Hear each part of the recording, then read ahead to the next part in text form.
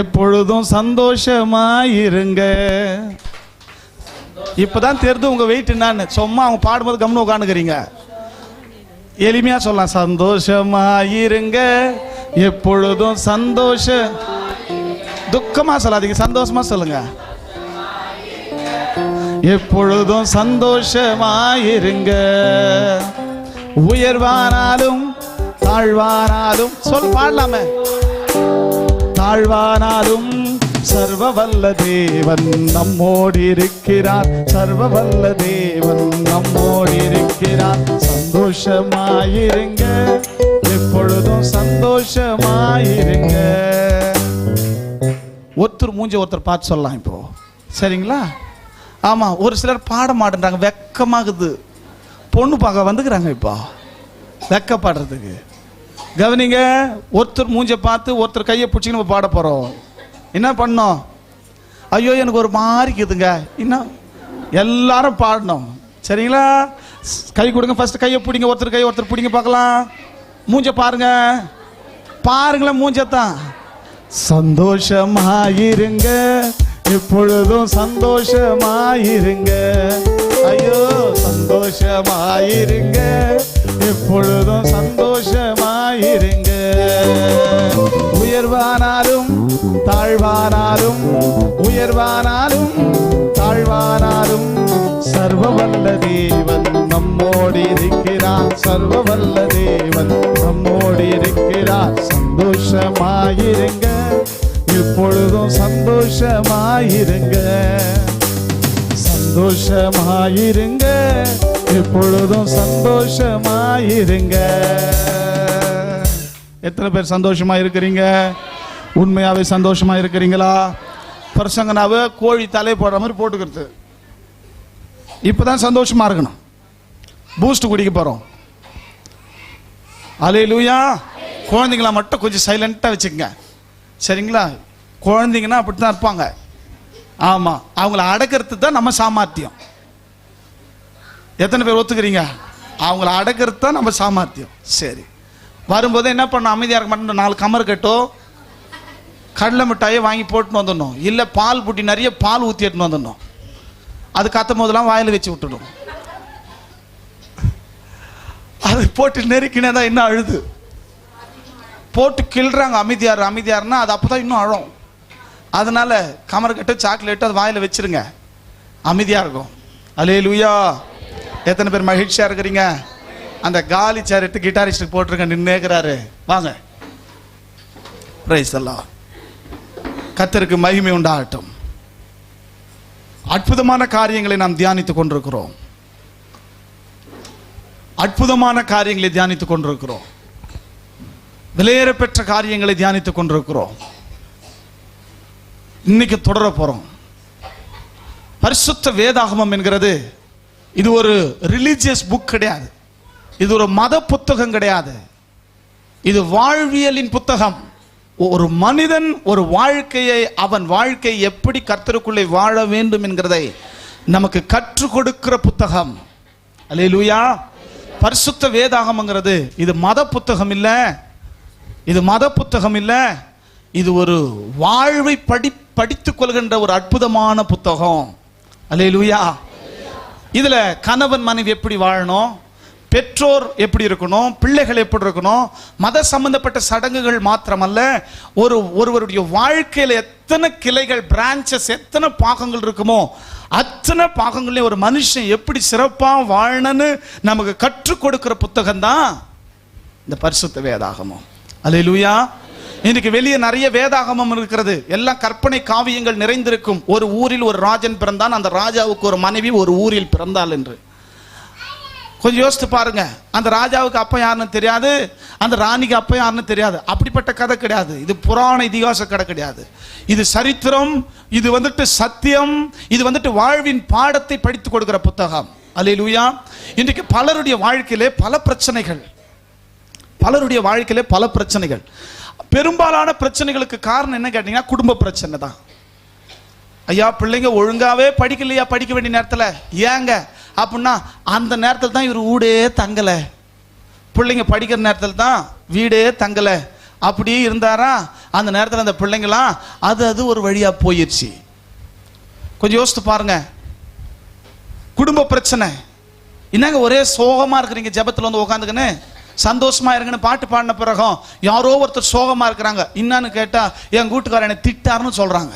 அது யார் தெரியல, தீர்க்க தரிசனமா சொல்றேன்னு நினைச்சுக்காதீங்க.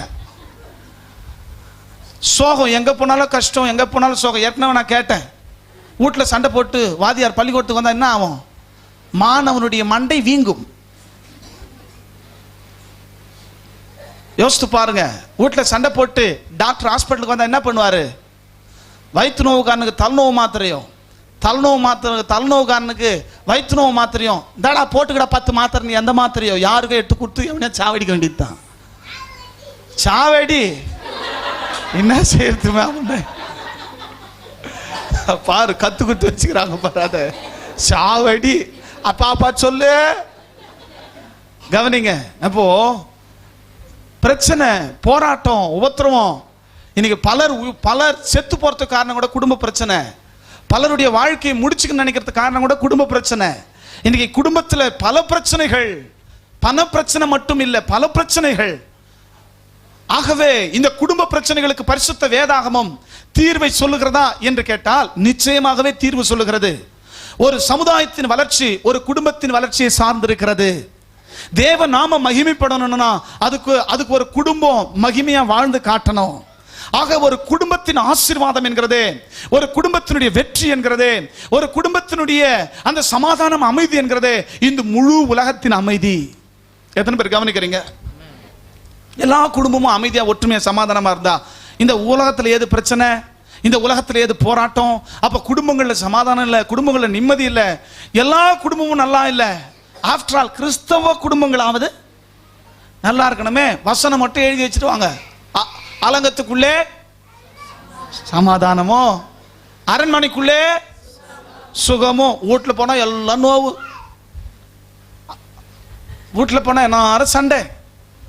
அப்போ வெளியே அவங்க வாழ்க்கை எப்படி இருக்காங்க? அதாவது வீட்டிலேயே பல பஞ்சாயத்து ஓடிட்டு இருக்கும்போது அவங்க முன்னேற்றத்தை குறித்து சிந்திக்க முடியுமா? அடுத்த நிலையை குறித்து சிந்திக்க முடியுமா என்கிறது கேள்விக்குறிதான். முடியாது. வீட்டுக்குள்ள பல உட்கட்சி பூசல் இருக்கும்போது அவங்கள அப்பா அம்மா பேசுறதுல, பிள்ளைங்களோட பேசுறதுல கருத்து வேறுபாடு, கருத்து மோதல், சண்டைகள், பிரச்சனைகள், போராட்டங்கள் இப்படிலாம் இருக்கும்போது அந்த குடும்பம் வளர்ச்சி அடையாது, அந்த குடும்பம் வந்துட்டு சீர்படாது, அந்த குடும்பம் ஸ்திரப்படாது, அந்த குடும்பம் தேவநாமத்துக்கு மகிமையாகவும் இருக்காது. ஏசுநாதட்ட போச்சிங்க போய் விட இதே வேலையாகுது அப்படின்ற பேர் தான் எடுத்து வைக்கணுமே ஒழிய குடும்பத்தில் மாற்றம் வராது. ஆக இந்த குடும்ப பிரச்சனைக்கு தீர்வாய் வேதம் வழி காட்டுகிறதா என்று சொன்னால் நிச்சயமாய் வழி காட்டுகிறது. நான் ஒரு குடும்பஸ்தன் அல்ல. கவனமா கவனிங்க. எங்க வீட்டில் என்னுடைய பொறுப்பு கடைசி பிள்ளை, ஒரு ஜாலியான பிள்ளை, கடைசி பிள்ளை, கடைக்குட்டி, கடைக்கோடி குட்டி. நான் எங்க குடும்ப தலைவர் கிடையாது. எங்க அம்மா தான் இன்னும் தலைவர் தலைவி எல்லாமே. என் குடும்பத்தில் எனக்கு இருக்கிற பொறுப்பு கொஞ்சம். அதனால எனக்கு உலக பிரகாரமா இந்த குடும்ப வாழ்க்கை குறித்த எக்ஸ்பீரியன்ஸ் இல்லைனாலும் வேதாகமும் இந்த குடும்பத்தை குறித்து என்ன சொல்கிறது என்கிறது எனக்கு தெரியும். ஆகவே என் எக்ஸ்பீரியன்ஸ்ல இருந்து இப்ப நான் பேச போறது இல்லை, பைபிள்ல இருந்து பேச போறேன். ஆமென். ஏன்னா பைபிள்ல குடும்பங்களை பத்தி என்ன சொல்லியிருக்குதுன்னு எனக்கு ஒரு சிலது தெரியும். இதை குறித்து தொடர்ந்து பேசினே இருக்கலாம், ஆனா நமக்கு சமயம் இல்லை. ஆகவே சீக்கிரம் முடிக்கணும்னு விரும்புறேன். அதாவது இந்த தொடரை சீக்கிரம் முடிக்கணும்னு விரும்புறேன். ஐயோ பிரசங்கத்தை சீக்கிரம் முடிக்கணும்னு நினைக்கிறான்னு சொல்லி சந்தோஷப்பட்டுறாதீங்க. அப்போ கவனிங்க, இந்த குடும்ப பிரச்சனைக்கு என்ன தீர்வு? ஒரே வார்த்தையில சொல்றேன், ஒரே லைன்ல சொல்றேன் பாருங்க. அவரவர் குடும்பத்தில் இருக்கிற அவரவருடைய வேலையை சரியாய் செய்தால் குடும்பத்தில் பிரச்சனை இருக்காது. ஒரே லைன்ல முடிஞ்சிடுச்சா? என்ன சொன்ன உங்களுக்கு புரியலையா? அவங்க வேலையை அவங்க செய்யணும். உன் வேலை நீ பாரு, என் வேலை நான் பார்க்குறேன். அவங்கவுங்க வேலையை அவங்க சரியா செஞ்சாவே குடும்பத்தில் பிரச்சனை இருக்காது. இப்ப பெரிய கேள்வி என்னன்னா, குடும்பத்தில் கணவன் மனைவி, தாய் தகப்பன், பிள்ளைகள், அண்ணன் தம்பி, அக்கா தங்கச்சி, கூட பிறந்தவங்களாம் இருக்கிறாங்க இல்லைங்களா? இப்ப இவ்வளோ பேர் இருக்கிறாங்கன்னா இவங்களுக்கு எது சரியான வேலை?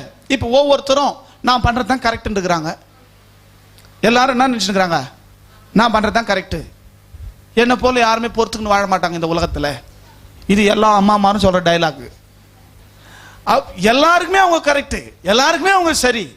அவங்க வேலையை அவங்க சரியா செஞ்சானா அதை சரி. எந்த அளவுகோலை வச்சு நீங்க ஒரு மனிதனுடைய செயலை, குடும்பத்தில் அவருடைய பங்கை சரின்னு நீங்க சொல்ல முடியும்? எந்த அளவுகோலை வச்சு? கவனிங்க, ஒரு சில நான் இன்னைக்கு ஆழமா சொல்ல விரும்புறேன். எந்த அளவுகோலை வச்சு சொல்வீங்க? அவங்க வேலையை அவங்க கரெக்டா செஞ்சா வீட்டில் பிரச்சனை இல்லைங்க. வீட்டில் பிரச்சனை இல்லைன்னா நீங்க முன்னேறலாம். வீட்டில் பிரச்சனை இல்லைனா நீங்க சந்தோஷமா வாழலாம். வீட்டில் பிரச்சனை இல்லைன்னா நீங்க சமாதானமா வாழலாம். அப்ப வீட்டில் பிரச்சனை இல்லாம இருக்கிறதுக்கு வேத எதனா வழி சொல்லுதா? சொல்லுது. அவங்கவுங்க வேலையை அவங்கவுங்க சரியா செய்யுங்க. சரி, அவங்கவுங்க வேலையை அவங்கவுங்க சரியா செய்யறாங்களா இல்லையான்றதுடைய அளவுகோல் எது? கவனிங்க, அளவுகோல் எதுன்னு கேட்டா திருக்குறளோ ராமாயணமோ மகாபாரதமோ கல்கண்டோ குமுதமோ ஆனந்த விகடனோ எதுவும் கிடையாது. எத்தனை பேர் கவனிக்கிறீங்க?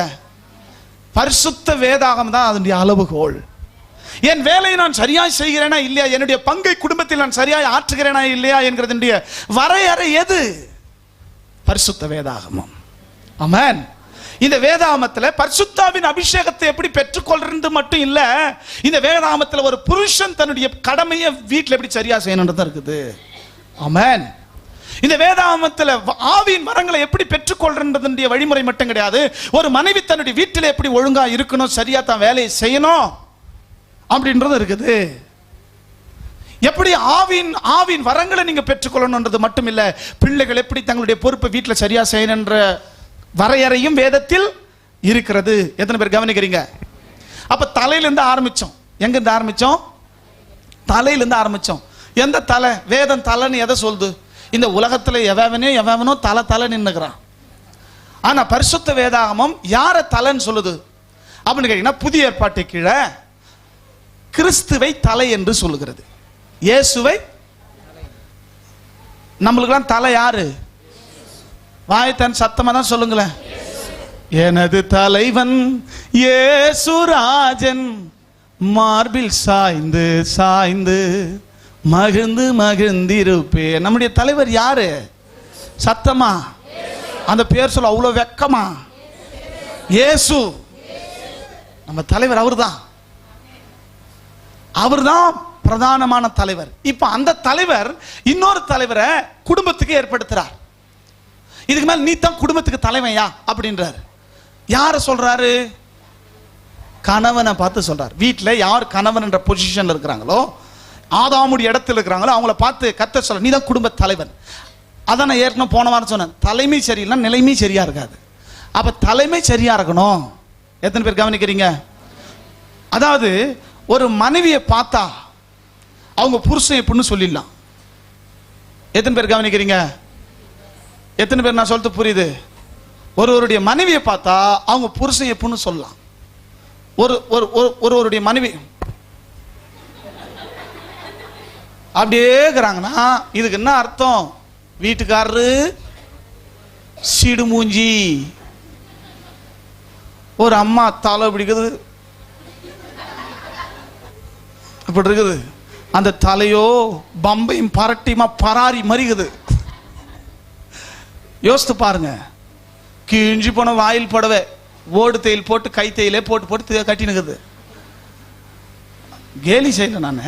அப்படிப்பட்ட ஒரு அம்மாவை நீங்க பாக்குறீங்கன்னா அவங்க வீட்டுக்காரரு சரியான குடிகாரன், பொண்டாட்டி கவனிக்காதவன் அப்படின்னு சொல்லுவோம். கவனிங்க, எப்பவுமே ஒருத்தவங்க சந்தோஷமா சிரிச்சிங்கன்னா அப்படின்னாங்கன்னா என்ன அர்த்தம்? நல்ல வாழ்க்கை அமைஞ்சு போச்சு. கவனிங்க, அப்ப புருஷனுடைய அந்த நிலைமை சரியா இருந்தா மனைவியினுடைய நிலைமையும் சரியா இருக்கும், பிள்ளைகளுடைய நிலைமையும் சரியா இருக்கும். கல்யாணம் ஆன கணவன்மார்களும் கல்யாணம் ஆக போகிற கணவன்மார்களும் கொஞ்சம் டைட்டா உட்காந்துக்கிறாங்க. ஆனா சொல்ல வேண்டியதை கொஞ்சம் இன்னைக்கு டைட்டா கொடுத்துருவோம். கவனிங்க, அப்போ கணவன் வாழ்க்கையில மிக முக்கியமான பொறுப்பு. கணவன் என்று சொன்னால் ஆதாமுக்கு அப்பா அம்மா இல்லை, நான் ஏற்கனவே சொன்ன மாமனார் மாமியார் இல்லை, ஆதாம் மட்டும்தான். அவனுக்கு ஒரே ரெஸ்பான்சிபிலிட்டி, பொண்டாட்டிக்கு நல்ல புருஷனா இருக்கணும். ஆனா அந்த பாவி மனுஷன் அதையே சரியா செய்யல. அந்த அம்மா மேல இருந்த அலாதி பிரியத்துல ஆண்டவரே மறந்துட்டார், அவர் வார்த்தையே மறந்துட்டார். என் பொண்டாட்டி குகீஷ கோட்டை நான் தாண்ட மாட்டேன்னு. அவன் பண்ண பாதகத்தால கடவுளே மனுஷனாகி இந்த உலகத்துல வந்து பலியானார். கவனியுங்கள். அப்படி என்றால் இந்த உலகத்துல கணவன் என்ற ஒரு அந்த பொசிஷன், அந்த நேரக்டர், அந்த பொறுப்பு, வேதம் என்ன சொல்லுது, அவங்க என்ன செய்யணும் அப்படின்னு சொல்லிட்டு பல காரியங்கள் நான் சொன்னேன் வேதத்தின் அடிப்படையில். கணவன் என்றால் முதல்ல மனைவிக்கு ஒரே வார்த்தையில் சொல்லிட்டார் பவுல், மனைவிக்கு செய்ய வேண்டிய கடமைகளை செய்யணும். மனைவிக்கு செய்ய வேண்டிய கடமைகளை என்ன பண்ணணும்? கணவன் செய்யணும். உத்தியோகமே புருஷ லட்சணம். மனைவிக்கு செய்ய வேண்டிய கடமைகளை செய்யணும். உத்தியோகத்துக்கு போனோம், சம்பாரிச்சு எடுத்துன்னு வரணும், மனைவி கையில கொடுக்கணும். யார் கையில கொடுக்கணும்? மனைவி கையில கொடுக்கணும். அவங்க கையில கொடுத்து வாங்கணும். உத்தியோகமே புருஷ லட்சணம். மனைவிக்கு என்ன தேவையோ, ஏன்னா உடன்படிக்கை என்னன்னு வாங்குறாங்க, என்னுடைய எல்லா செல்வத்திலும் உனக்கு சம உரிமை உண்டு. சம உரிமை உண்டு. அவங்களுடைய எல்லாத்திலையும் சம உரிமை உண்டு. அப்போ கணவன் தன்னுடைய கடமை எல்லாத்தையும் மனைவிக்கு செய்யணும். வேதம் மிக தெளிவா சொல்லுது. என் மனைவி சரியில்லைன்னு சொல்ற எல்லா புருஷர்மார்களுக்கு சொல்றேன், நீங்கள் அவர்களிடத்தில் என்ன எதிர்பார்க்கிறீர்களோ முதலாவது நீங்கள் அதை செய்யுங்கள் என்று இயேசு சொல்லி இருக்கிறார். ஆமென். ஆகவே முதலாவது அவங்களுக்கு செய்வோம், அவங்களுக்கு செய்ய வேண்டிய கடமையெல்லாம் செய்வோம். மனைவிக்கு நம்பகமா இருக்கணும். எப்படி இருக்கணும்? ஆமா, இது முக்கியமான பாயிண்ட். அது உள்ள எட்டா இப்ப போயிடுவோம். மனைவிக்கு நம்பகமா இருக்கணும். உங்க மேல மனைவிக்கு ஒரு துளி சந்தேகம் கூட வரக்கூடாது. மனைவிக்கு நீங்க நம்பகமா இருக்கணும். ஏன்னா சந்தேகம் வந்துருச்சுன்னா அங்க என்ன வந்துடும்? பயம் வந்துடும். என்ன வந்துடும்? பயம் வந்துடும். பயம் வந்துருச்சுன்னா சமாதானம் கெட்டு போயிடும். எத்தனை பேர் கவனிக்கிறீங்க? நம்பிக்கை இருந்துச்சுன்னா வேதம் சொல்லுது நம்பிக்கையில சந்தோஷமா இருங்க. அப்ப நம்பிக்கை இருந்தா என்ன இருக்கும்? அங்க சந்தோஷம் இருக்கும். ஆகவே ஒரு துளி சந்தேகம் கூட மனைவிக்கு உங்க மேல வராத அளவுக்கு நீங்க நடந்துக்கணும். மட்டும் இல்ல அன்பானவர்களே, அவர்களுடைய மனதிலே சந்தேகத்தை ஏற்படுத்தி நீ எதுக்கு எல்லாத்துக்கும் திருச்சி என்ன என்ற அப்படின்னு அவங்கள போய் குத்தக்கூடாது. இதே வேலை ஒவ்வொரு காரியத்தையும் வாட்ச் பண்ணுகிறாயோ அப்படின்னு சொல்லிட்டு அவங்கள போயிட்டு போட்டு கும்பக்கூடாது. சரிங்களா? மனைவிக்கு உங்க பேர்ல சந்தேகத்தை உண்டு பண்ணுகிற காரணிகள் எதுன்றதை கண்டுபிடிச்சு அதை நீங்க என்ன பண்ணணும்? சரி செஞ்சிடணும். ஏமா இதனால தானே என் மேல உனக்கு சந்தேகம் வந்துச்சு சொல்லியிருந்தா அதை நான் எப்பயோ மாத்திக்கிட்டு இருப்பேன். அதை விட்டு என் மனைவி என் மேல சந்தேகப்படுறா அப்படின்னு சொல்லிட்டு போட்டு வந்துட்டு அவங்கள போடக்கூடாது. அப்போ சந்தேகம் வர காரணிகள் அகற்ற அவங்களுக்கு முழு பாதுகாப்பை கொடுக்கணும். செய்ய வேண்டிய கடமையெல்லாம் செய்யணும். முழு பாதுகாப்பு, மனைவிக்கு முழு பாதுகாப்பு நீங்க கொடுக்கணும். முழு ப்ரொவிஷன் நீங்க கொடுக்கணும். ப்ரொடெக்ஷன், ப்ரொவிஷன், நம்பிக்கையை கொடுக்கணும், ப்ரொடெக்ஷனை கொடுக்கணும், ப்ரொவிஷனை கொடுக்கணும். 100% பாதுகாப்பு நீங்க மனைவிக்கு உங்க மேல கொடுக்கணும், அவங்களுக்கு கொடுக்கணும். 100% அவங்க தேவைகளை எல்லாத்தையும் நீங்க சந்திக்கணும். இந்த விலைவாசி ஏறி போன காலத்துல 2 பேரும் வேலைக்கு போனாதான் குடும்பத்தை நடத்த முடியும் அப்படின்னு இருந்தா தாராளமா என்ன பண்ணுங்க, நம்பிக்கையோடு மனைவிய, என் மனைவி நெருப்பு அப்படின்னு நீங்க நம்பணும். அப்போ வெறுப்பா பார்க்க சமயம் இல்லாம போயிடும். கவனிங்க. அப்போ மனைவிக்கு செய்ய வேண்டிய கடமையெல்லாம் செய்யணும். என்ன கடமை சொன்ன? மனைவியினத்தில் அன்பு கூறணும், மனைவியோட இசைந்திருக்கணும், மனைவி கிட்ட விவேகத்தோடு நடந்துக்கணும், மனைவி மேல கசந்து கொள்ளக்கூடாது. புருஷன்கள் மனைவிக்கு தலையா செயல்படணும் ஃபர்ஸ்ட். ஏன்னா அது ரொம்ப முக்கியம். தலையா செயல்படணும். இன்னைக்கு பாருங்க, தலையா செயல்பட மாட்டேன்றாங்க, வாளா செயல்படுறாங்க. நிறைய பேர் வாள். ஏங்க இத வந்துட்டேன், அவங்க கிட்ட பேசாத, இதுக்கு மேல சரி தாயே, இதுக்கு மேல அங்க போக கூடாது, நீ சொன்ன மாதிரி ஆகட்டோம்மா. அப்படி இல்ல.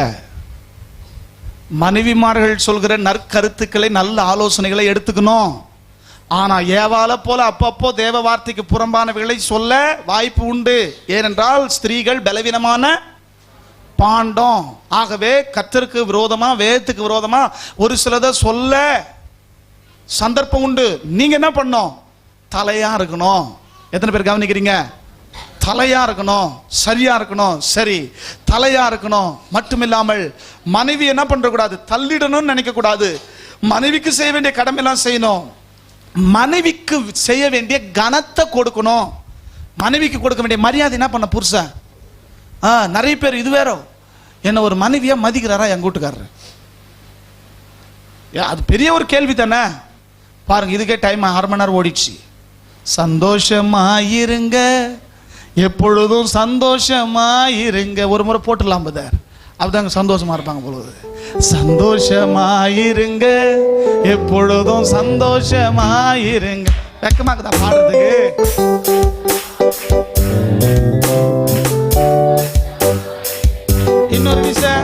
சந்தோஷமா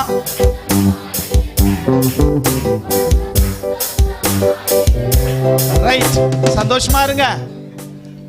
சரி, அப்போ வேதம் சொல்லுது இத்தனை கடமைகளை மனைவிக்கு செய்யணும் புருஷன் அப்படின்னு. அதே நேரத்தில் புருஷனுக்கு அப்பா அம்மான்னு இருக்கிறாங்கல்ல, அவங்களுக்கு செய்ய வேண்டிய கடமைகளையும் புருஷன் என்ன பண்ணணும்? ஸ்திரியே கேள், உன் தகப்பன் வீட்டை மறந்துவிடு, அப்போது ராஜா உன் பேரில் மகிழ்ச்சியா இருப்பார். பட்சிக்கிறார் அந்த வார்த்தையை. ஸ்திரியே கேள், உன் தகப்பன் வீட்டை மறந்துடு, அப்போது ராஜா உன் பேரில். இப்ப என்ன ஆயிடுச்சுன்னா, குமாரனை கேள், உன் தகப்பன் வீட்டை மறந்துடு, மாமியார் வீட்டுக்கே போயிடு. அப்படி ஆயிப்போச்சு கதை. வீட்டோடு மாப்பிள்ளை மரியாதை இருக்குமா? மாமியார் என்ன பண்ணு, கூட்டுக்காரன் கறி அரைக்க சொல்லு, கூட்டுக்காரன் மாவு அரைச்சினார் சொல்லு. யோசித்து பாருங்க, இருக்குமா மரியாதை? கஞ்சி குடிச்சா கூட எங்க குடிக்கணும்? உங்க வீட்டில் தான் குடிக்கணும். இல்ல எங்க அம்மா வீட்டுல நான் கோட்டை கோபுரத்தில் அப்படியே உச்சில உட்காந்துருந்தேன், ஆட்டு கோட்டா மாட்டு கோட்டானா கூட இங்க தான் இருக்கணும். எத்தனை பேர் கவனிக்கிறீங்க? ஐயோ எனக்கு ஒரு மாதிரி இருக்குது. மாதிரி இருக்குதா? கொஞ்சம் யோசித்து பாருங்க. டைலாக் விடலாங்க, டைலாக் விடுவாங்க. நீ இருக்கிற இடம் நரகமே ஆனாலும் அதுதான் என் சொர்க்கம். லவ் பண்ணும்போது நீ இருக்கிற இடம் நரகமே ஆனாலும் அதுதான் என் சொர்க்கம். எம்மா சொர்க்கத்திலே எடுத்துன்னு போய் வச்சா கூட எங்க அம்மா வீட்டுக்கு போகணும்னு நினைக்கிறீமா? அவ கொஞ்சம் யோசித்து பாருங்க பாருங்க. அப்போ தகப்பன் தாயை ஒரு நாளும் மறந்துடக்கூடாது. அவங்களுக்கு செய்ய வேண்டிய கடமைகளை செய்யணும். அப்படி செய்யல அப்படின்னா இன்னைக்கு இவங்களுக்குன்னா நாளைக்கு உங்களுக்கு. எத்தனை பேர் கவனிக்கிறீங்க? அப்படியே வேதம் காண்பிக்க, உன் தாயும் தகப்பனும் முதிர் வயதா இருக்கும்போது அவங்களை தள்ளிடாதுன்னு வேதம் சொல்ற அந்த வசனத்தை கடைபிடிச்சா இன்னைக்கு ஏன் முதியோர் இல்லங்கள்? இன்னைக்கு எதுக்கு முதியோர்கள் பஸ் ஸ்டாண்ட்லயும் அங்கேயும் இங்கேயும் பார்க்குற அந்த கட்சி பேசுற கோயிலாண்ட அதிகாலை ஜெபம் முடிச்சுட்டு டிஃபன் பண்ணுறதுக்கு அப்படி போவோம். போனால் அங்கே அந்த வெளியே நின்று இந்த பெரியவங்களாம் பிச்சை எடுப்பாங்க. அதை பார்க்கும்போது எனக்கு வயிற்றுச்சலாக இருக்கும். இவங்க ஒருத்தட்ட விசாரிச்சு உங்கள் பிள்ளைங்கன்னா இருக்கிறாங்களான்னு கேட்டால் 4 பிள்ளைங்க இருக்கிறாங்க. எங்களுக்கு எத்தனை பிள்ளைங்க இருக்கிறாங்களா? 4 பிள்ளைங்க. 4 கல்யாணம் கட்டிங்கன்னு அவன் குடும்பம் ஆயிட்டான். கொஞ்சம் யோசித்து பாருங்க. நம்ம கல்யாணம் ஆன உடனே நமக்குன்னு ஒரு குடும்பம் ஆன உடனே நம்ம பெற்றெடுத்த தாயும் தகப்பன் இல்லைன்னு ஆயிடுமா? என்ன கிடையாது. தாயும் தகப்பனுக்கும் செய்ய வேண்டிய கடமைகள் அத்தனையும் நம்ம என்ன பண்ணோம்?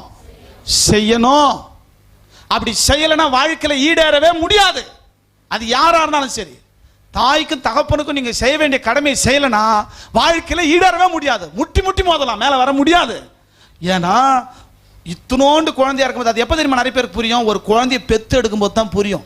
அது 3 மாசம் ஓயாம நைட்லாம் அழும் பாருங்க. அப்பதான் தெரியும் நான் கூட இப்படி தான் இருக்கும் பொழுது, எங்க அம்மா இப்படி தான் வச்சிருப்பாங்க பொழுது. அந்த பிள்ளையை அப்படியே தாங்கி ஏந்தி அப்பதான் தெரியும் புரியும். நம்ம பெத்தவங்க இவ்வளவு கஷ்டம் பட்டு நம்மளை பெற்று வளர்த்துருப்பாங்க பொழுது. இன்னைக்கு அவங்க எங்க? அவங்கள எங்க நம்ம வாழ்க்கையில வச்சிருக்கிறோம்? அப்ப கவனிங்க, ஒரு நாளும் ஒரு போதும் தாயும் தகப்பனையும் யாருக்காகவும் எதுக்காகவும் விட்டுறக்கூடாது. அதே போல மனைவியும் யாருக்காகவும் எதுக்காகவும். எத்தனை பேர் கவனிக்கிறீங்க? அல்லேலூயா. மட்டுமல்ல, இன்னைக்கு இன்னொரு சாப்டர் பார்க்க போறோம். இன்னொரு நேரக்டர். என்ன நேரக்டர்னா, இப்போ கணவனுக்கு மனைவிக்கு நல்ல கணவனா இருக்கணும், தன்னுடைய பெற்றோருக்கு நல்ல பிள்ளையா இருக்கணும். எது வரைக்கும்? கடைசி வரைக்கும் நல்ல பிள்ளையா இருக்கணும். நமக்குன்னு ஒரு குடும்பம் ஆயிட்டோம்னா அவள் தான் அப்படி நம்ம யோசிச்சிடக்கூடாது. கடைசி வரைக்கும் அவங்கள நினைச்சு பார்க்கணும். அவங்க செஞ்ச உபகாரத்தை நினைச்சு பார்க்கணும். எங்க அம்மா என்னை எப்படி வளர்த்துருப்பாங்க, எங்க அப்பா என்னை எப்படி வளர்த்துருப்பாங்க, தோல்லையும் மார்லையும் தூக்கி சுமந்து என்னை எப்படி காப்பாத்திருப்பாங்க, அவங்களோட என்ன வந்தாலும் நான் விட மாட்டேன், விட்டு கொடுக்கவும் மாட்டேன் அப்படின்றதுல மிக கவனமா இருந்து பெற்றோருக்கு செய்ய வேண்டிய கடமைகள் அனைத்தையும் பிள்ளைகள் செய்யணும். அப்பதான் நாளைக்கு நீ உட்காரும் போது உன் பிள்ளை உனக்கு செய்வான், எல்லாம் செய்ய மாட்டான். நீ முற்பகல் செய்யும் பிற்பகல் வேலையும் இன்னைக்கு எனக்குன்னா நாளைக்கு உனக்குன்றதை மறந்துடக்கூடாது. எத்தனை பேர் கவனிக்கிறீங்க? ஆகவே தாயின் தகப்பனையும் கனம் பண்ணுவா. ஏன்னா கல்யாணம் முடிஞ்ச உடனே அந்த வாக்குத்தத்த காலாவதி ஆயிடுதா? தாயின் தகப்பனையும் கனம் பண்ணுனா கல்யாணம் முடிஞ்ச உடனே அந்த வாக்குத்தத்த காலாவதி ஆயிடுதா? காணாம போயிட்டா? கிடையாது. சாவர வரைக்கும் அந்த வாக்குத்தத்தம் பொருந்தும். ஆகவே தாய் தகப்பனுக்கு நம்ம செய்ய வேண்டியதெல்லாம் என்ன பண்ணோம், செய்யணும். இன்னைக்கு இன்னொரு நேரட்டர் என்னன்னா, உடன்பிறப்பு நமக்கு இருக்கும். உடன்பிறப்பு என்னதுங்க, கொஞ்சம் சத்தமா சொல்லுங்களேன். அனிபா பாட்டு ஞாபகம் வருதா? நாகூர் அனிபா பாடுவார் பாட்டு, பாருங்க. உடன்பிறப்பு நமக்கு கூட பிறந்த அண்ணன் தம்பி அக்கா தங்கச்சி இருக்கிறாங்களா இல்லையா? இருக்கிறாங்க. கல்யாணம் நமக்கு முடிஞ்ச உடனே, நமக்கு 2 குழந்தை பிறந்த உடனே அவங்க யாரும் நம்ம யாரும் இருந்துட முடியுமா? மறுபடியும் ஆழமா சொல்றேன், உங்க குடும்பத்தின் மேல நீங்க அதிக கவனத்தை செலுத்தணும். அதாவது கணவன் மனைவி பிள்ளை என்கிற அந்த குடும்பத்தின் மேல நீங்க அதிக கவனம் செலுத்தணும். அதே நேரத்தில் உங்களை பெற்றெடுத்த குடும்பத்தின் மேலையும் நீங்க கவனத்தை செலுத்தணும். உங்க கூட பிறந்தவங்க கிட்டையும் உங்களுக்கு ஒரு கடமை இருக்குது. வேதம் சொல்லுது, எல்லாரும் இன்னொரு சேர்ந்து திருப்பிக் கொள்ளலாம். நீதிமொழிகள் 17:17 வாசிக்கலாம். நீதிமொழிகள் 17:17 வேகமா திருப்புங்க. சிநேகிதன் எல்லா காலத்திலும் சிநேகிப்பான். சிநேகிதன் எல்லா காலத்திலும் சிநேகிப்பான். இப்படி ஒரு சிநேகிதன் இயேசு மட்டும்தான். சரி, இடுக்கணில் உதவவே சகோதரன் பிறந்திருக்கிறான். இடுக்கணில் உதவவே சகோதரன் பிறந்திருக்கிறான். சத்தமா சொல்லுங்க பார்க்கலாம். இடுக்கணில் உதவவே சகோதரன் பிறந்திருக்கிறானா? கவனிங்க கவனிங்க. நம்ம கூட ஒரு சகோதரன் பிறந்திருக்கிறானா? அந்த சகோதரன் நம்முடைய உடன்பிறப்பா இருக்கிறான், நம்முடைய ரத்தம். எத்தனை பேர் கவனிக்கிறீங்க? கல்யாணம் ஆயிட்ட பிறகு அது இல்லைன்னு ஆயிடாது. சொல்லுவாங்க, தான் ஆடலனா கூட தான் தசை ஆடணுவாங்க. அந்த கூட பிறந்த 1000 பேர் இருந்தாலும் 1000 தான் இருந்தாலும் பிறப்புக்கு தான் உரைக்கும். எத்தனை பேர் கவனிக்கிறீங்க? கூட பிறந்த சகோதரன், கூட பிறந்த சகோதரி திருமணம் ஆன உடனே பாருங்க, பொண்டாட்டி பேச்சு கேட்டுக்கணும். அப்பெல்லாம் பழைய காலத்துல ஒரு கதை உண்டு. இன்னைக்கும் மதுரை பக்கம் அந்த கதை இன்னைக்கும் கட்டின்னு இருக்கிறாங்க. நல்ல தங்கா கதை கேட்டுக்கிறீங்களா? இங்க வயசானவங்க தெரியும். தெரியும், நல்ல தங்கா கதை தெரியுமாமா? அண்ணி நலாயினி தெரியுமா? காசிமா நகரத்தினுடைய, இப்போ நான் நல்ல தங்கா கதை எடுத்துருவேன். காசிமா மதுரை மாநகருடைய ராஜா தன்னுடைய தங்கைய அட்டீர் சாமான்கள் முதற்கொண்டு, அட்டீர் சாமான்கள்னா அடுப்பங்கரையில் இருக்கிற சாமான்கள், அட்டீர் சாமான்கள் முதற்கொண்டு அடுக்கு சாமான்கள் வரைக்கும் தங்கமோ வைரமோ வைடூரியமோ ஆனை மேலையும் குதிரை மேலையும் ஏத்தி தன்னுடைய தங்கைய காசி மாநகர ராஜாவுக்கு கட்டி கொடுத்தான். அந்த தங்கைக்கு பேரே நல்ல தங்க. காசி மாநகரத்தில் பெரிய பஞ்சம் வந்துச்சு. நல்ல தங்களுக்கு 12 பிள்ளைங்க. எத்தனை பிள்ளைங்க? 12 பிள்ளைங்க. அண்ணனோ கல்யாணம் பண்ணி கொடுத்தோட தங்கச்சி ஒரு ராஜாவை கட்டி கொடுத்து நல்லா இருப்பான்னு விட்டான். ஆனா அந்த தேசத்துல பெரிய பஞ்சம் வந்துருச்சு. பஞ்சம் வந்த உடனே மறுபடியும் தன்னுடைய 12 பிள்ளைகளை கூட்டிக்கினார். தன்னுடைய கணவன்கிட்ட சொல்லிட்டு, நாங்க எங்க அண்ணன் வீட்டுல போயிட்டு என் பிள்ளைங்களுக்கு சாப்பாடு கொடுத்து நான் காப்பாத்திடுறேன்னு சொல்லிட்டு கணவன்கிட்ட உத்தரவு வாங்கின. என்ன பண்ற நல்ல தங்கா, இது சரித்திர சம்பவம். அப்ப என்ன பண்றா, மறுபடியும் மதுரை மாநகருக்கு வரா. அங்க வந்தா அண்ணன் வீட்டுல, ராஜா வீட்டுல இல்ல, அந்நியார் இருக்கிறாங்க. யாரு? அவ பேர் தான் நலாயினி. கொஞ்சம் யோசித்து பாருங்க. இந்த நலாயினி இந்த அம்மாவை பார்த்த உடனே அடிச்சு விரட்டி அவமானப்படுத்தி, பேசக்கூடாது பேசி, ஏசக்கூடாதுலாம் ஏசி வீட்டை விட துரத்திட்டா. இந்த அம்மா என்ன பண்ணுச்சு, 12 பிள்ளைங்க கிணத்துல போய் தள்ளி அதுவும் கிணத்துல வந்து சேர்த்து போச்சு. இது சரித்திர உண்மை, சரித்திர கதை, இன்னைக்கு சொல்லின்னு இருக்கிறாங்க. அப்போ இந்த மாதிரி ஒரு சூழ்நிலை இன்னைக்கு இந்த சமுதாயத்தில் இருக்குது. கல்யாணம் ஆயிடுச்சுன்னா தன் உடன்பிறப்புகளுக்கு செய்ய வேண்டிய கடமைகளை செய்ய தவறி விடுகிறோம். அண்ணனுக்கு கல்யாணம் ஆயிடுச்சு, தங்கச்சி கல்யாணம் ஆகல. அந்த தங்கச்சி கல்யாணம் பண்ணி வைக்க வேண்டியது யார் பொறுப்பு? அப்பா தள்ளாதவங்க ஆயிட்டாங்க, அம்மா வயசாயிடுச்சு, இது உழைக்கிற பலன் அவங்க உடம்புல இல்ல. அவங்களுக்கு செய்ய வேண்டிய கடமை யாருடைய கடமை? ஆமா, மனைவி சொல்லலாம், எங்க நமக்கும் பிள்ளை குட்டி இருக்குது, இருக்குது தாம்மா, நீ மந்திரலாம் ஓதாத, என் கடமை அப்படின்னு சொல்லணும். உனக்கும் உன் பிள்ளைக்கு என்னவோ அத்தனை நான் செய்வேன். அதே நேரத்தில் என் குடும்பத்தை நான் என்ன பண்ற மாட்டேன், விட்டுற மாட்டேன், என் உடன்பிறப்புகளை விட்டுற மாட்டேன். மட்டுமில்ல, பரிசுத்த வேதாமத்தில் இவ்வளவு விஷயம் இருக்குது. விட்டுற மாட்டேன். என் சகோதரன் கஷ்டப்படுறான், நான் நல்லா இருக்கிறேன், என் சகோதரன் கஷ்டப்படுறான் கண் எதிரா, நான் என்ன பண்ண போறேன்? வேதம் சொல்லுது, இடுக்கணில் உதவுவே சகோதரன் பிறந்திருக்கிறான். இன்னைக்கு பாருங்க, இடுக்கத்துல உதவியா செய்யறான் பங்காளி, கல்யாணம் ஆன உடனே பங்காளி ஆயிடுறான். இவனை அவன் சொண்டிக்கலான்னு பாக்குறான், அவனை இவன் சொண்டிக்கலாமான்னு பாக்குறான். இவன் 2 அடி கல்லு தள்ளி போட்டுக்கலாமான்னு பாக்குறான், அவன் 2 அடி கல்லு தள்ளி போடலான்னு பாக்குறான். பெரிய பிரச்சனையாகுது. பஞ்சாயத்து சர்ச் வரைக்கும் வருது. சர்ச்சில் பாஸ்டர் கிட்ட, பாஸ்டர் என் 2 அடி நிலத்தை ஏறி வந்துட்டான். கொஞ்சம் யோசித்து பாருங்க, கவனமா கவனிங்க. இன்னைக்கு 3 சகோதரர்கள் உங்களுக்கு நான் உதாரணம் காட்ட போறேன், நேரம் இருக்குது. அப்போ இடுக்கணில் உதவுவே சகோதரன் பிறந்திருக்கிறான். உங்க கூட பிறந்த பிறப்பு கஷ்டப்படும் போது, இடுக்கத்தில் இருக்கும்போது, கஷ்டத்தில் இருக்கும்போது நீங்க பாக்குறீங்கன்னா, உங்க மனைவிக்கும் பிள்ளைக்கு செய்ய வேண்டியதை நீங்க கரெக்டா செய்யணும். உங்களுக்கு என்ன செஞ்சுக்கணுமோ செஞ்சுக்குங்க. தாய் தாப்பனுக்கு என்ன செய்யணுமோ செஞ்சிருங்க. அதே நேரத்தில் உங்க சகோதரன் கஷ்டப்படுறானா அவங்களுக்கு செய்ய வேண்டிய கடமையை நீங்க என்ன பண்ணணும்? எத்தனை பேர் கவனிக்கிறீங்க? சுயநலவாதியா இருக்கக்கூடாது, சுயநலவாதியா இருக்கக்கூடாது. நானு, என் பொண்டாட்டி, என் புள்ள, என் பையன், என் பொண்ணு இப்படியே யோசிக்க கூடாது. ஒரு முறை பிறக்க போறோம், ஒரு முறை தாய் தாப்பன், ஒரு முறை உடன்பிறப்பு. கவனிங்க, ஒரு முறை வாழ்க்கை, ஒரு முறை சாவ போறோம். எதுவும் நம்ம கூட வரப்போறது கிடையாது. இருக்கிற வரைக்கும் எல்லாரையும் நேசித்து வாழ்வோம். அல்லேலூயா. அப்ப கடமை எல்லாத்தையும் செய்யணும். அண்ணனுக்கு என்ன செய்யணுமோ அதை கரெக்டா செய்யணும், தம்பிக்கு என்ன செய்யணுமோ அதை செய்யணும், அக்காவுக்கு என்ன செய்யணுமோ செய்யணும். 15 வருஷம் ஆச்சு எங்க அண்ணன் எனக்கு சீர் விட்டுன்னு ஒரு அம்மா சொல்லுது, அழுது. 15 வருஷம் ஆச்சியா, கூட பிறந்தோம் 8 பேர், நான் ஒரே தங்கச்சி தான், ஆனா 15 வருஷம் ஆச்சு எனக்கு ஒரு கந்தி எடுத்து குத்து. யோசித்து பாருங்க எவ்வளவு கஷ்டம் இல்ல அது. 8 அண்ணன் தம்பிங்க இருந்துக்குன்னு 15 வருஷமா ஒரே ஒரு 100 ரூபா புடவை கூட அந்த அம்மாவுக்கு வாங்கி தரல. நான் செத்துட்டா, என் வீட்டுக்காரன் செத்துட்டா எனக்கு பிறந்த கோடியாவது போடுவாங்களா இல்லையா தெரியலையா. என் கூட பிறந்தவனுங்க பொண்டாட்டி பேச்சு கேட்டு அவன் அப்படியே நின்ட்டான். மனைவிமார்களும் நிறைய நேரத்தில் பெருந்தன்மையா இருக்கணும். நமக்கு செய்ய வேண்டியதை கரெக்டா செய்யறாரு, நம்ம பிள்ளைங்களுக்கு செய்ய வேண்டியதை கரெக்டா செய்யறாரு. மற்ற பிறார் அவங்க அப்பாவுக்கோ அவங்க அம்மாவுக்கோ அவங்க உடன்பிறப்புக்கோ அவர் என்னென்ன செஞ்சுக்கிட்டோம், நல்லது தானே செய்யறாரு. அந்த தர்மம், அந்த நன்மை நம்ம பிள்ளைங்களுக்கு வந்து நிற்கும் அப்படின்னு நினைச்சு பார்க்கணும். எல்லாத்தையும் மூட்டை கட்டி என் புருஷன் எனக்கு மட்டும்தான் சொல்லலாம், அது தப்பு இல்லை. ஆனா உங்க வீட்டு பக்கம் திரும்பி பார்க்க கூடாதுன்னா, அப்படி திரும்பி பார்க்காத புருஷனா தான் நீங்க சொல்லுங்க, ஏங்க அப்பா என்னன்னு கேளுங்க, அம்மாவை என்னன்னு கேளுங்க. திரும்பி பார்க்காத வரைக்கும் நம்மளுக்கு லாபடாய போனதுக்காத. அப்பாவை என்னன்னு கேளுங்க, அம்மாவை என்னன்னு கேளுங்க. அண்ணன் அவருக்கு உங்க தம்பி நேற்று வந்து போனார், பாவம் ரொம்ப கஷ்டப்படுற மாதிரி தெரிஞ்சு, அதுக்கு அவருக்கு ஏதாவது 100 ரூபா கொடுங்க. உங்க அண்ணன் நேற்று வந்து போனாருங்க, ஏதோ ரொம்ப கஷ்டத்தில் இருக்கிறார், அவருக்கு ஒரு 200 ரூபா கொடுங்க. அவருக்கு என்ன கஷ்டம் போய் உட்காந்து அவர்கிட்ட பேசுங்க. இன்னைக்கு இந்த அன்பு ஐக்கியம் எங்க போச்சுங்க? இன்னைக்கு மிஷினரி உலகத்துல, மிஷினரி உலகம்னா ஊழிய உலகம் இல்ல, எந்திரத்தனமான உலகம். இந்த எந்திரத்தனமான உலகத்துல உடன்பிறப்பு, சொந்தம், பந்தம், அப்பா அம்மா தாய் தாப்பன்ற சொந்த இந்த உறவெல்லாம் நான் அன்பு போயிடுச்சு நினைக்கிறீங்களா? கொஞ்சம் யோசித்து பார்க்கணும்.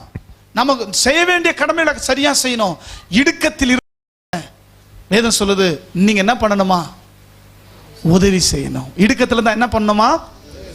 முதல் சகோதரர்கள் உலகத்துல, முதல் அண்ணன் தம்பி ஃபர்ஸ்ட் பார்க்க போறது அவங்க தான். எல்லாரும் என்னோடு சேர்ந்து ஆதி ஆமத்துக்கு நேராக திருப்பிக் கொள்ளலாம்.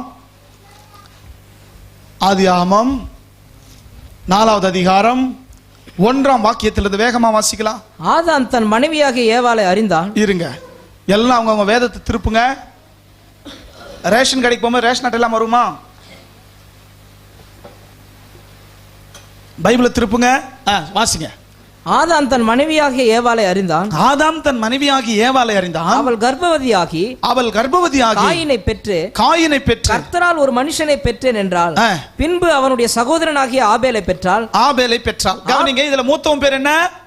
ஆபேல். இளையவன் பேரு காயின். அப்படியா? இப்ப நான் என்ன சொன்ன உங்களுக்கு புரியல? எல்லாம் என் மூஞ்சி பாருங்க, நல்லா தெளிவா பாருங்க. ஆதாமுக்கு 2 குழந்தை பிறகுது. மூத்தவன் பேர் என்னது? காயினா ஆபேலா? ஆபேல்னு சொல்றோம், கை தூக்குங்க. சரி, ஆபேலா காயினா மூத்தவன் பேரு? இப்ப உங்களை கேட்பேன், ஆதாமுக்கு பிறந்த முதல் பையன் பேர் என்ன? காயின். வாய் திறந்து சொல்லுங்க, காயின்.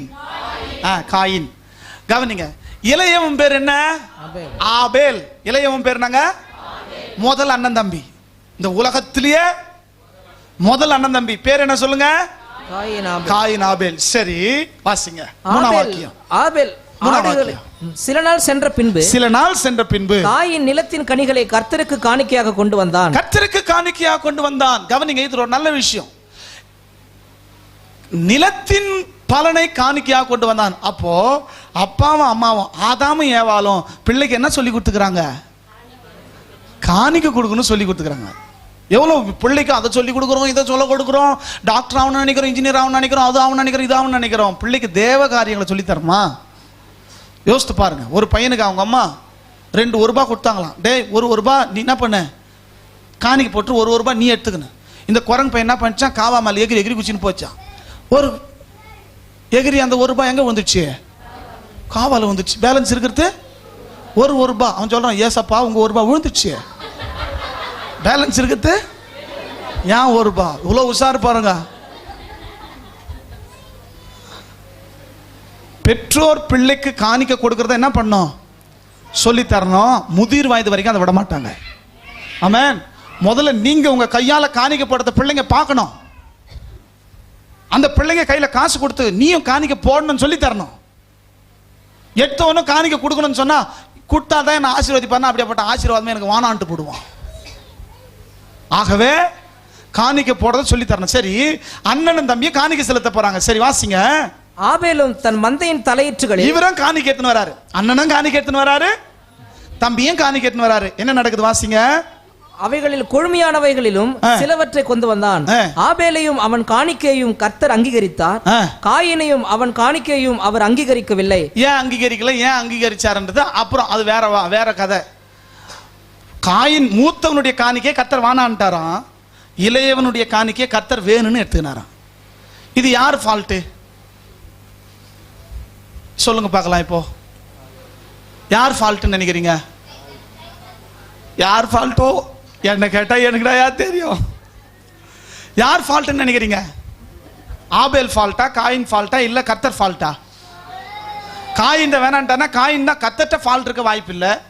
ஆபேல் தான் அங்கீகரிச்சுக்கினாரு. அப்ப ஆபேல் கிட்டையும் ஃபால்ட் இல்லை, கர்த்தர்ட்டையும் ஃபால்ட் இல்லை. ஃபால்ட் யார்கிட்ட இருக்குது? காயின் இருக்குது. காயினுடைய காணிக்கையை வேணான்னு சொல்லிட்டார் கர்த்தர், போடா வேணாடா உன் காணிக்கை அப்படின்னு. இவன் மட்டும் எடுத்துக்கினார். இப்போ ஃபால்ட்டை காயின் தன்னிட்ட வச்சுக்கின்னு இவன் என்ன செஞ்சானா, 5ஆம் வாக்கியம், காயினையும் அவன் காணிக்கையும் அவர் அங்கீகரிக்கவில்லை. அப்பொழுது காயினுக்கு மிகவும் எரிச்சல் உண்டாகி அவன் முகநாடி வேறுபட்டது. முகநாடி வேறுபட்டது. அப்பொழுது கர்த்தர் காயினை நோக்கி, உனக்கு ஏன் எரிச்சல் உண்டாயிற்று? உன் முகநாடி ஏன் வேறுபட்டது? நீ நன்மை செய்தால் மேன்மை இல்லையோ? நீ நன்மை செய்யாதிருந்தால் பாவம் வாசற்படியில் படுத்திருக்கும், அவன் ஆசை உன்னை பற்றி இருக்கும், நீ அவனை ஆண்டு கொள்வாய் என்றார். காயின் தன் சகோதரனாகிய ஆபேலோட பேசினான். அவர்கள் வயல்வெளியில் இருக்கும் சமயத்தில் காயின் தன் சகோதரனாகிய ஆபேலுக்கு விரோதமாய் எழும்பி அவனை கொலை செய்தான். கவனிங்க, முதல் கொலை நடக்குது. முதல் சகோதரர்கள் இவர்கள் தான். முதல் கொலை இங்க தான் நடக்குது. முதல் ஜெபமும் இங்க தான் பண்றாங்க. முதல் ஜெபத்தை பண்ண ஒரு கொலைகாரன். முதல்ல ஜெபம் பண்ணது யாருங்க? ஒரு கொலைகாரன். அந்த கொலைகாரன் ஜெபத்தையும் கர்த்தர் கேட்டார். கவனிங்க. அப்போ காயின் இங்க ஜெபம் பண்ற காயின் வந்துட்டு என்ன பண்றான், தம்பிய உன் காணிக்கை மட்டும் கர்த்தர் எடுத்துக்கினார், எந்த எடுத்துக்கலையான்னு சொல்லிட்டு எரிச்சல் கொண்டானா. என்ன வந்துச்சு அவனுக்கு? எரிச்சல் வந்து சமயம் பார்த்து அவனை போட்டு தள்ளிட்டான். கூட பிறந்த தம்பிய போட்டு தள்ளிட்டான். கவனிங்க. அதுக்கு பிறகு அவனுடைய வாழ்க்கை நாரி போச்சு. அவனுடைய செயலின் பலன் அவன் அடைஞ்சான். அவன் மனம். இப்போ இந்த கதையில நம்ம என்ன தெரிஞ்சுக்கணும்னா, காயினை போல நம்ம இருக்கக்கூடாதுன்னு தெரிஞ்சுக்கிறோம். ஆண்டவர் கேட்கிறாரு, உன் சகோதரி ரத்தம் என்ன நோக்கி கூப்பிடுது அப்படின்னு கேட்க, அண்ணங்க சொல்றான், காயின் என் சகோதரன் காவலாளியா நான் ஆண்டவரை, அவன் ரத்தம் உங்களை நோக்கி கூப்பிட்டா நான் என்ன பண்றது? நீ தாண்டா அவனை கொலை செய்துன்னு கர்த்தர் சொல்ற. அப்போ கொஞ்சம் யோசித்து பாருங்க. என் காணிக்கை வேணான்ட்டாரு, ஆனா நம்ம தம்பி காணிக்கை எடுத்துக்கினாரு, பரவாயில்ல என்று தான் வானான்ட்டாரு, அவன்தாவது எடுத்துக்கிட்டுமே. இந்த நல்ல எண்ணம் இல்ல, என்று எடுத்துக்கல அவனு மட்டும் எப்படி எடுத்துக்கலாம்? எத்தனை பேர் கவனிக்கிறீங்க? எனக்கு செயல்னா யாருக்கும் செய்யக்கூடாது. இப்போ விளக்கமா சொல்லுவா, நேரம் இல்லை. எனக்கு செயல்னா யாருக்கும் செய்யக்கூடாது. எரிச்சல் வந்து அங்க ஒரு கொலையே நடந்து போச்சு. ஆக ஒரு நாளும் காயினை போல நம்ம இருக்கக்கூடாது. இந்த முதல் சகோதரர்களை போல நம்ம இருக்கக்கூடாது. காணிக்க கொண்டு போனாங்க, ஆனா சகோதரன் மேல அவன் காணிக்க கர்த்தர் ஏத்துக்கினார். சரி, நம்மள தான் ஏத்துக்கலாம், அவன்தாவது ஏத்துக்கினார், சந்தோஷம். அப்படி விடலாம எந்த மட்டும் நிராகரிச்சுட்டாரு, அவன் மட்டும் அங்கீகரிச்சாரு, அவனை வெட்டி தள்ளுறேன் அப்படி சொல்லிட்டு அவனை சாகடிச்சிட்டான். ஆகவே நம்ம நல்லா இல்லைனா கூட மற்றவங்க நல்லா இருக்கணும்னு நினைக்கணும். நம்ம கெட்டு போனா கூட நம்ம அண்ணன் நல்லா இருக்கணும், நம்ம தம்பி நல்லா இருக்கணும் நினைக்கணும். அவன் மட்டும் நல்லா இருந்துருவான், நான் மட்டும் கேட்டு போனோமா அப்படி என்ன பண்ற கூடாது, நினைக்க கூடாது. எத்தனை பேர் கவனிக்கிறீங்க? சந்தோஷமாயிருங்க. தேல் கொட்டுற மாதிரி இருக்குதாங்க. சரி, அப்போ நான் நல்லா என் உடன்பிறப்பாவது நல்லா இருக்கட்டும் என்றுதான் கர்த்தர் அங்கீகரிக்கல, அவன்தாவது அங்கீகரிச்சாரு. சந்தோஷம். அப்படி வரல, எரிச்சல் வந்துச்சு. என்ன வந்துச்சுங்க? அதுதான் அவனுக்குள்ள பாவம் இருக்குது. அந்த பாவம் என்ன பண்ணுதுன்னா, நல்ல விதமா யோசிக்கவே தோணாது. ஆதாம் ஏவாள்கிட்ட இருந்து பெற்ற அந்த பாவம், அந்த சின் நேச்சர் அவனுக்குள்ள இருக்கிறதுனால இப்படி யோசிக்க மாட்டான், மைனஸா தான் யோசிப்பான். நல்லா இருக்கட்டும், அவனாவது அங்கீகரிச்சாருன்னா அவனால யோசிக்க முடியாது, அவனை மட்டும் அங்கீகரிச்சாருன்னு தான் யோசிக்க முடியும். ஏன்னா அந்த உள்ளுக்குள்ள இருக்கிற பாவம் அப்படி யோசிக்க வைக்கும். கவனிங்க, இந்த சகோதரரை போல நம்ம இருக்கக்கூடாது. இன்னொரு சகோதரர் கவனிங்க, இன்னொரு சகோதரனை வேதத்தில் நம்ம பார்க்கிறோம். ஆதியாகமம், எல்லாரும் என்னோடு சேர்ந்து திருப்பிக் கொள்ளலாம். ஆதியாகமம் 13:8 வாசிக்கலாம். ஆபிரகாம் லோத்தை நோக்கி, ஆபிரகாம் தன்னுடைய சகோதரனாகிய லோத்தை நோக்கி, எனக்கும் உனக்கும் என் மெய்ப்பருக்கும் உன் மெய்ப்பருக்கும் வாக்குவாதம் வேண்டாம், நாம் சகோதரர். கவனிங்க, இங்க சகோதரனை பாருங்க, நம்ம 2 பேரும் அண்ணன் தம்பி. இப்ப என்ன சண்டை வருதுன்னா, ஆண்டவர் அழைக்கும் போது ஆபிரகாமோடு கூட துணையா வந்தவர் யாரு? லோத்து. இந்த லோத்து அவருடைய சகோதரன். இந்த லோத்துவும் ஆபிரகாமும் ஒத்துமையா தான் இருந்தாங்க. ஆனா லோத்துவுடைய மந்தை மேய்ப்பருக்கும் ஆபிரகாமுடைய மந்தை மேய்ப்பருக்கும் என்ன வந்துருச்சுங்க?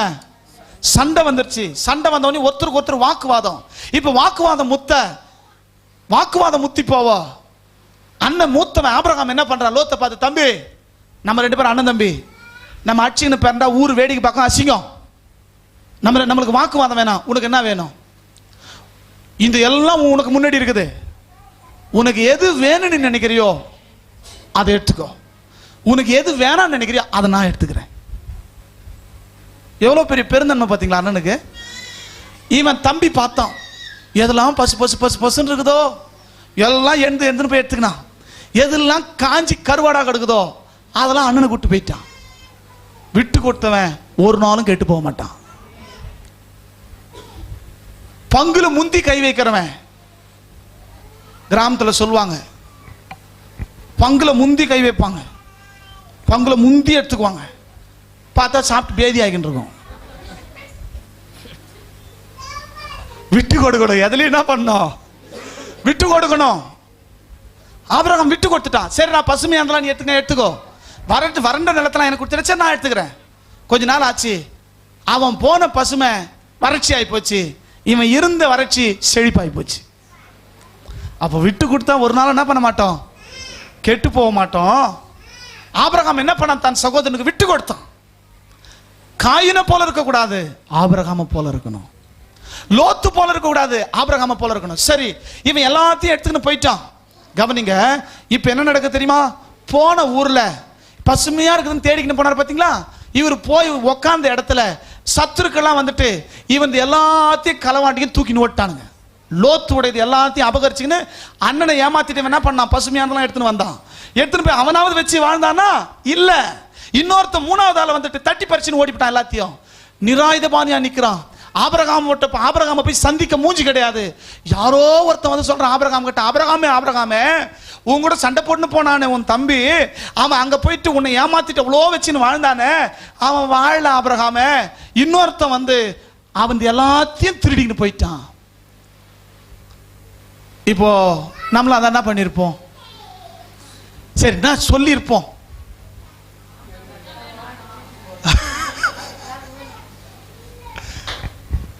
தேவை என்னை ஏமாத்திட்டு போனால அனுபவிக்கிட்டோம் அப்படி தானே சொல்வோம். ஆபிரகாம் என்ன சொல்றாரு? 14 ஆதியாகமம் 14:14 வாசிப்போமே.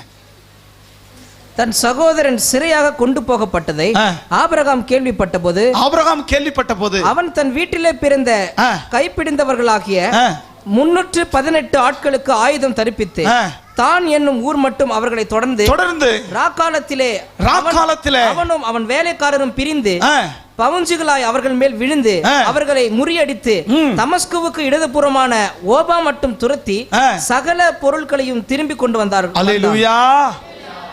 எத்தனை பேர் கவனிக்கிறீங்க? எனக்கு என் தம்பிக்கும் 1000 சண்டை இருக்கும், ஆனா இன்னொருத்தனுக்கு என் தம்பி என்ன பண்ண மாட்டானு. இந்த ஒரு மனப்பாங்கு கல்யாணம் ஆயிட்டா கூட அண்ணன் தம்பிகளுக்கு இருக்கணும். எத்தனை பேர் கவனிக்கிறீங்க? இன்னொருத்தனுக்கு என் தம்பி நான் விட்டு கொடுக்க மாட்டேன். நீ எப்படா வந்து என் தம்பி மேல கை வைப்ப? போயிட்டு என்ன பண்ணா, அடிச்சு மொத்தத்தை பிடிங்க வந்து மறுபடியும் தம்பி கட்டி கொடுத்துட்டான். லோத்து தேம்பி தேம்பி அழறான், அண்ணே இவ்வளோ அன்பானவரியா நான் அன்னைக்கு ஏமாத்திட்டேன்.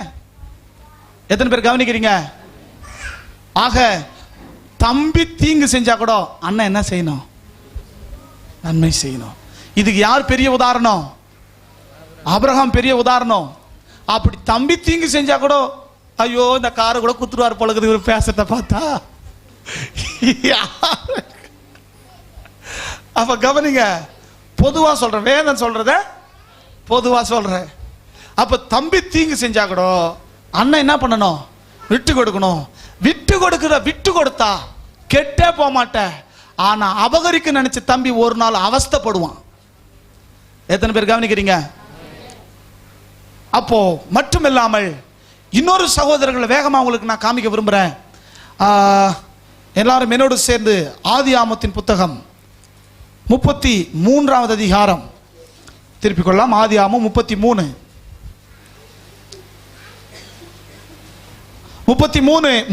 வாசிக்கலாம்.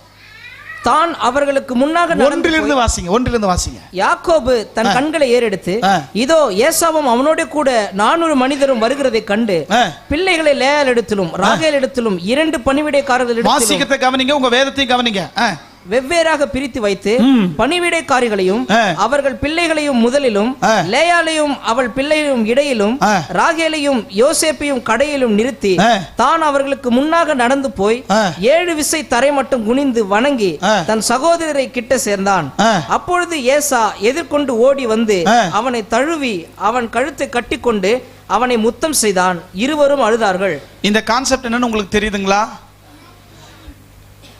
எப்படி ஆதாமுக்கு ஏவாளுக்கு 2 புள்ள பிறந்ததோ அதே போல யாக்கோபுக்கு ஈசாக்குக்கு 2 புள்ள பிறந்தது. ஈசாக்குக்கு 2 புள்ள. ஒரு புள்ள பேர், பெரிய புள்ள பேர் ஏசா, சின்ன புள்ள பேரு யாக்கோபு. பெரிய புள்ள பேர் என்னது? யாருடைய பெரிய புள்ள? டக்குன்னு சொல்லுங்க பார்க்கலாம். ஈசாக்குடைய பெரிய புள்ள. சரி, ஆதாமுடைய பெரிய புள்ள பேரு காயின். சரி, ஈசாக்குடைய பெரிய பிள்ளை யாருங்க? ஏசா. சின்ன பிள்ளை யாரு? பிறக்கும் போதே சண்டை போட்டு தான் பிறக்கிறான். பிறக்கும் போதே டே போயிடாதரான்னு அவன் காலை பிடிச்சினே தான் வெளியே வரான். அப்படியே சொல்ற காலை குதிங்கால பிடிச்சினா அண்ணன் குதிங்கால பிடிச்சினா தான் வெளியே வந்தானா. ட்வின்ஸ் 2. இவன் ஏசா, அவன் யாக்கோபு. என்ன நடந்துச்சு? அந்த காலத்துல ஒரு சட்டம் இருந்துச்சு. பெரிய பிள்ளைக்கு தான் சொத்துல 3ல் 2 பங்கு பெரிய பிள்ளைக்கு, 1 பங்கு சின்ன பிள்ளைக்கு. இதுக்கு பேரு சேஷ்ட புத்திர பாகம்னு சொல்லுவாங்க. அப்ப 2 பங்கு, சொத்துல 2 பங்கு இப்ப யாருக்கு?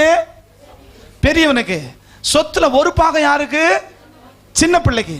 ஆனா ஒரு அப்பா வயசான பிறகு இந்த சின்ன பிள்ளை என்ன பண்ணானா, அம்மாவுடைய அறிவுறுத்தலின் பேர்ல, அதுக்கு அப்புறமா வரலாம், அம்மாவுடைய அறிவுறுத்தலின் பேர்ல அண்ணன் மாதிரியே வேஷம் போட்டுன்னு கண்ணு தெரியாத தன்னுடைய அப்பாவை போயிட்டு ஏமாத்தி அண்ணன் நான் தான் ஏசா வந்துக்கிறேன்னு சொல்லிட்டு தம்பி அண்ணன் மாதிரியே வேஷம் போட்டுக்கின்னு எல்லாத்தையும் எழுதி வாங்கின்னு வந்துட்டான் நம்ம பாஷையில. இப்ப அண்ணன் என்ன பண்றான்? எல்லாத்தையும் வேட்டையாடி சமைச்சு எடுத்துன்னு வரான். யாருக்கிட்ட? அப்பா கிட்ட. அப்பா நான் தான் ஏசா வந்துக்கிறேன். டே நீ ஏற்கனவே வந்தியடா. ஐயோ அது நான் இல்ல, அது யாரு?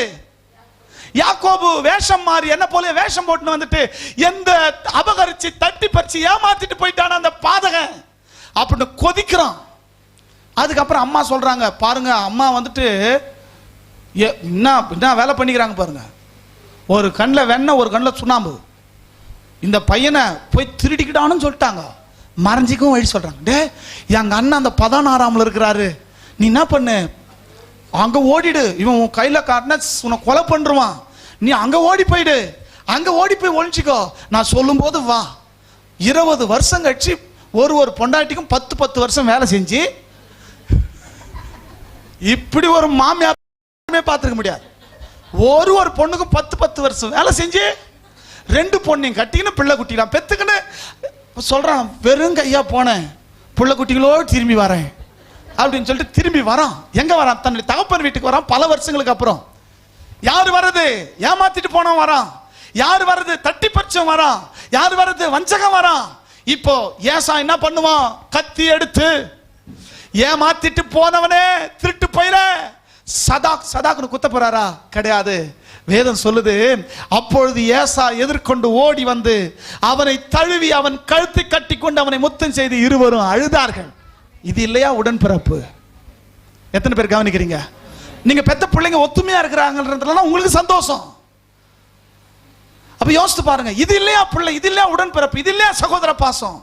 ஒரு நாள் ஏமாத்திட்டு போயிட்டான், அந்த பகையை அவன் பாராட்டல, பார்த்த உடனே பகை மறந்து போச்சு, அன்பு வந்துருச்சு. எத்தனை பேர் கவனிக்கிறீங்க? ஏசாவை போல இருக்கணும். இந்த விதத்துல யாக்கோபை போல இருக்க கூடாது, காயினை போல இருக்க கூடாது, லோத்துவ போல இருக்க கூடாது, யாக்கோபு போல இருக்க கூடாது. மட்டும் இல்ல, நீங்க ஆபேல போலவும், நீங்க ஆபிரகாம போலவும், நீங்க ஏசாவை போலவும் இருக்கணும். இன்னும் ஒரு நேரத்தில் 45வது அதிகாரம் 1 வாசிக்கலாம். ஆதியாகமம் 45:1.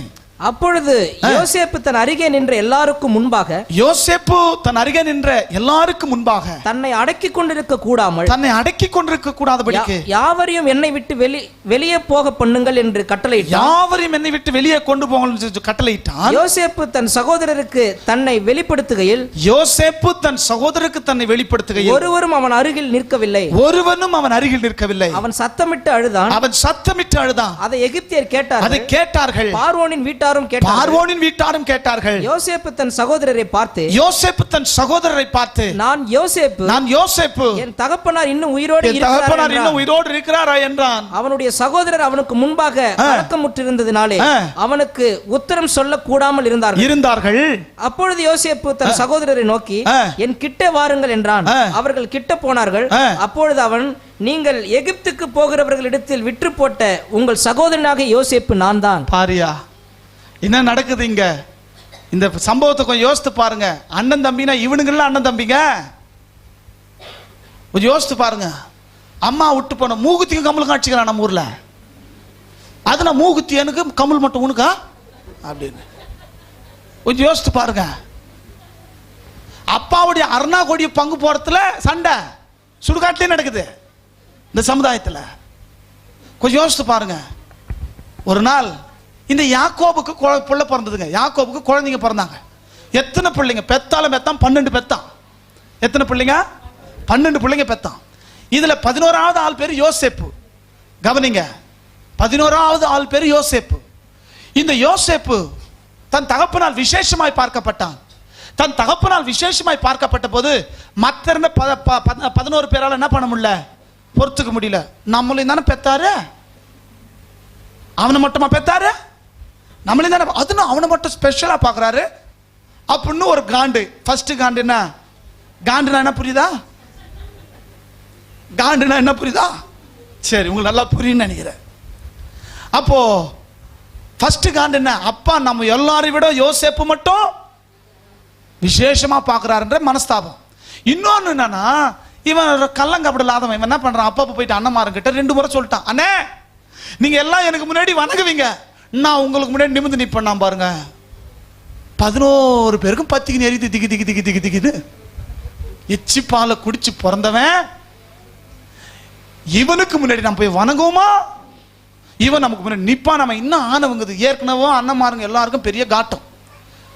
ஒரு நாள் என்ன பண்ணார், அண்ணன்லாம் ஆடு மேய்க்க போயிட்டாங்க. யோசேப்பு கிட்ட சொல்றாரு, அப்பா யோசேப்பு நீ என்ன பண்ணு, இந்த பலகாரங்கள்லாம் எடுத்து போய் அண்ணன் கிட்ட கொடுத்து ஆடு மேய்க்கிறவங்களுடைய சுக செய்தியை விசாரிச்சுக்கணும் வா அப்படின்னு சொல்றார்.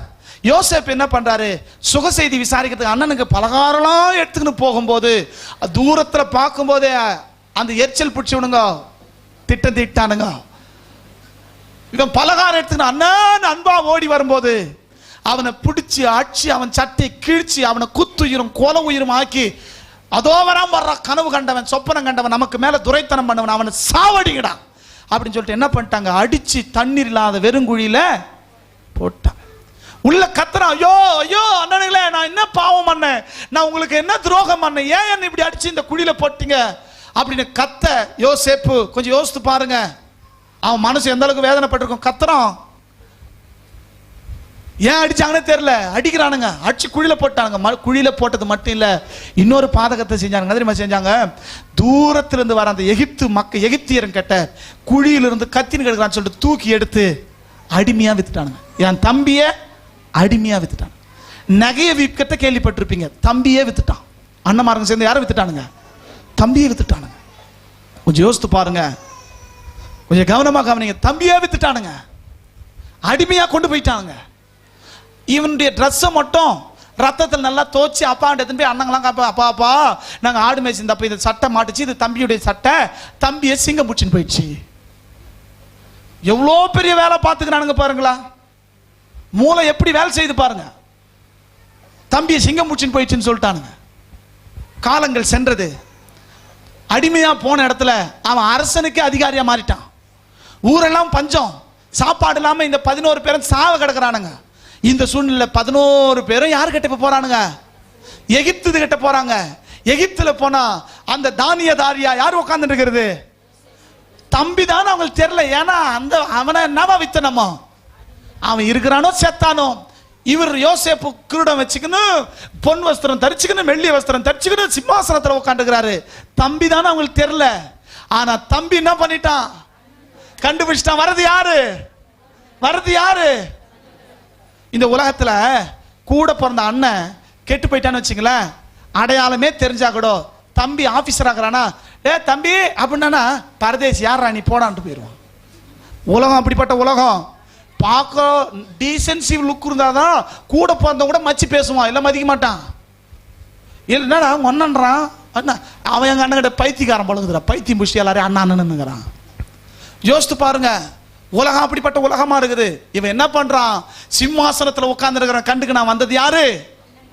அண்ணனு கண்டுக்குன்னு என்னை அடிச்சவனுங்க இவனுக்கு தானே, என்னை குழியில போட்டவனுங்க இவனு தானே, கூட போறது தம்பின்னு கூட பார்க்காம என்னை அடிமையா வித்து போட்டானுங்க இவனுக்கு தானே.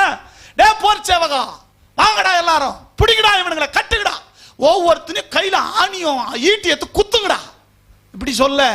அவன் நல்ல உள்ளத்தை பாருங்க. அவங்கள பார்த்து சத்தமிட்டு அழறான், அழ முடியாத அளவுக்கு அழறான். ஐயோ என் உடன்பிறப்புகளே, என் அண்ணமார்களே, என் சகோதரர்களே, எவ்வளவு நல்ல உள்ளம் பார்த்தீங்களா? யோசேப்பு போல உயரணும், யோசேப்பு போல உயரணும், யோசேப்பு போல உயரணும். சும்மா உயர்ந்துடுவியா? என்ன நல்லா இருந்தா தான் உயர முடியும். இல்ல ஏணி படி இல்ல, ஏனியும் கூட பார்க்க முடியாது. ஆக கதறி அழறான் அண்ணனுங்களை பார்த்து. அந்த உடன்பிறப்பு பாசம் அழறான், கதறி அழறான். அழுது தன்னுடைய அண்ணன்மார்களை பார்த்து சொல்றான். என்ன தெரியுமா சொல்றான்? அண்ணன் நீங்க நான் உங்களை எதனா பண்றேன்னு பயப்படாதீங்க. நான் இந்த எகிப்து தேசத்துக்கு நீங்க என்ன அடிமையா விக்கல, கர்த்தர் தான் என்ன எங்க கூட்டின்னு வந்தாரு. அவனுடைய பக்குவத்தை பாத்தீங்களா? இவனுங்க தான் அடிச்சானுங்க, அடிமையா வித்தானுங்க. ஆனா அவங்க கிட்ட சொல்றான், அண்ணன் நீ என்ன அடிமையா விக்கலண்ண, நீ என்ன அடிமையா விக்கல, கர்த்தர் தான் என்ன பண்ணிக்கிறாருங்க, என்ன ராஜாவா மாத்திரத்துக்கு கூட்டின்னு வந்துக்கிறாருன்னு. நான் உன்னை எதுவும் பண்ண மாட்டேன், போய் நம்ம அப்பாவை கூட்டின்னு வா. அண்ணனுங்க எல்லாருக்கும் அற்புதமான வாழ்க்கையை தம்பி ஏற்படுத்தினான். இவன் நினைச்சிருந்தா அங்கேயே ஒவ்வொருத்தனையும் சுட்டு பொசிக்கிருக்க முடியும். ஆனா அத்தனை பேரையும் வாழ வச்சான தம்பிக்காரன். யோசேப்பு போல இருக்க வேணாவா? எத்தனை பேர் கவனிக்கிறீங்க? ஐயா, கூட பிறந்த இந்த உறவு என்கிறது நீ கட்டையில போற வரைக்கும் உனக்காய் கதற உறவியா?